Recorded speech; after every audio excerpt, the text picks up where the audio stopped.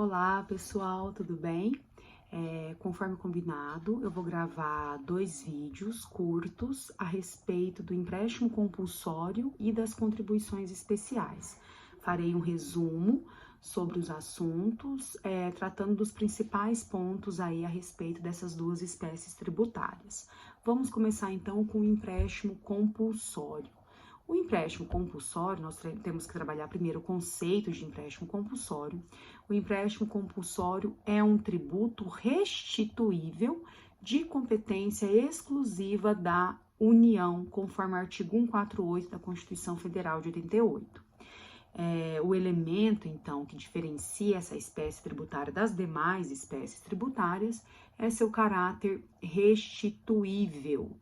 É um tributo restituível de competência exclusiva da União, somente a União, conforme o próprio artigo 148 da Constituição, somente a União pode criar, instituir empréstimo compulsório. E o veículo normativo para isso é a lei complementar, matéria de reserva de lei complementar.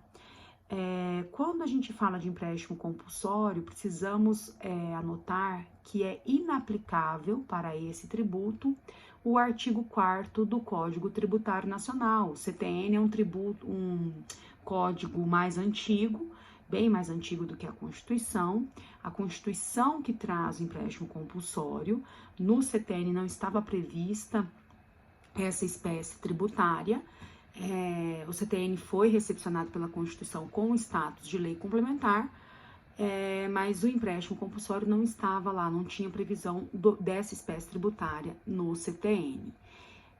Por esse motivo, o empréstimo compulsório ele pode ter hipótese de incidência e base de cálculo idêntica à de outros tributos, por exemplo, impostos, taxas, de modo que sua hipótese de incidência pode ser vinculada ou não a uma atuação estatal específica, e ele admite bitributação.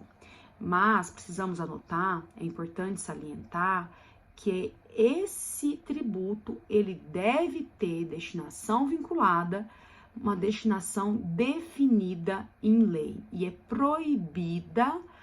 proibido qualquer desvio de finalidade, conforme o parágrafo único do artigo 148 da Constituição. Então, a destinação é vinculada, é uma destinação definida em lei.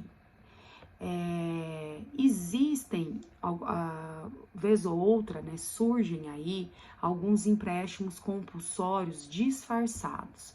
Esses empréstimos compulsórios disfarçados, eles são inconstitucionais, porque é inconstitucional a retenção forçada de valores pagos pelo contribuinte que não respeitam esses ditames constitucionais.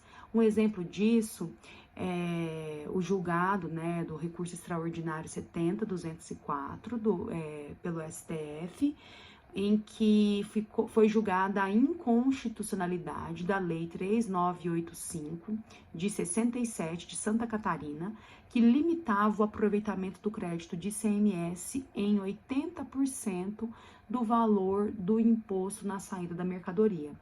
Essa retenção aí, essa limitação do aproveitamento do crédito do ICMS foi considerado pelo STF como um empréstimo compulsório disfarçado, criado por um Estado que não tem competência, portanto, para criar empréstimo compulsório, e por isso foi considerada essa lei inconstitucional.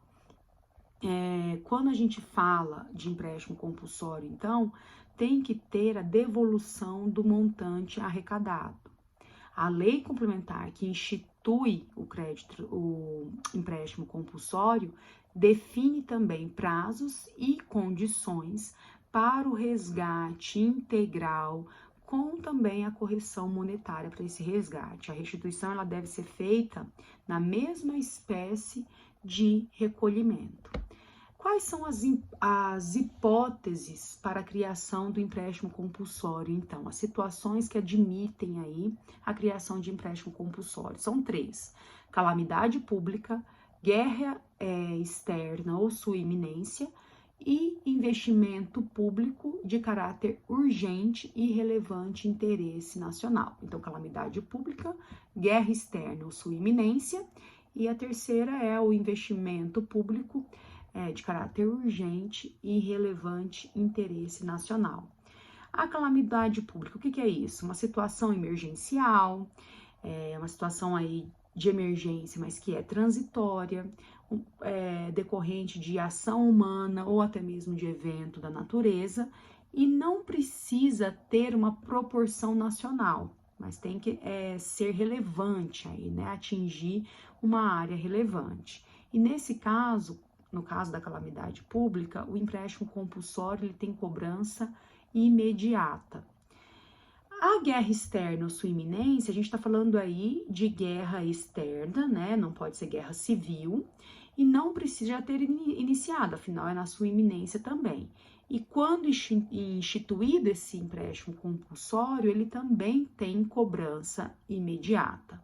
Agora, na terceira hipótese, no caso de investimento público de caráter urgente e relevante interesse nacional, o empreendimento estatal emergencial deve favorecer todo o país. É uma obra de grande proporção, obras, né, de grandes proporções, e nesse caso não tem cobrança imediata.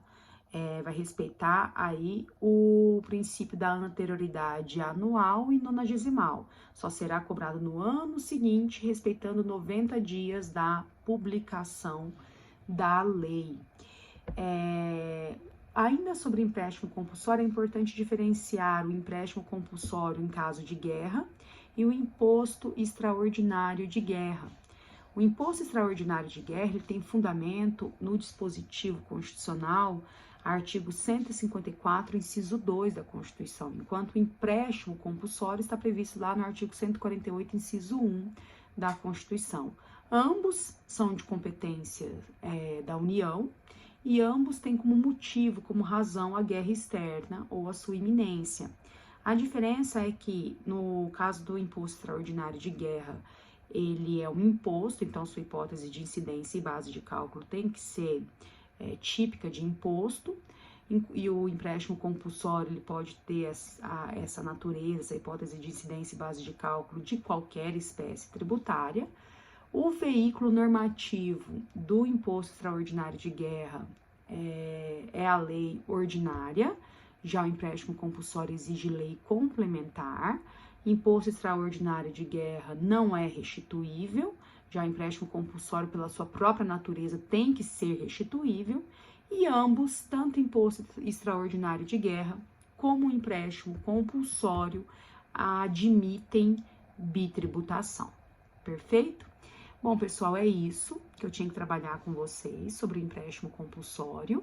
No próximo vídeo, eu venho falar um pouquinho sobre as contribuições especiais. Perfeito? Um abraço, tchau, tchau.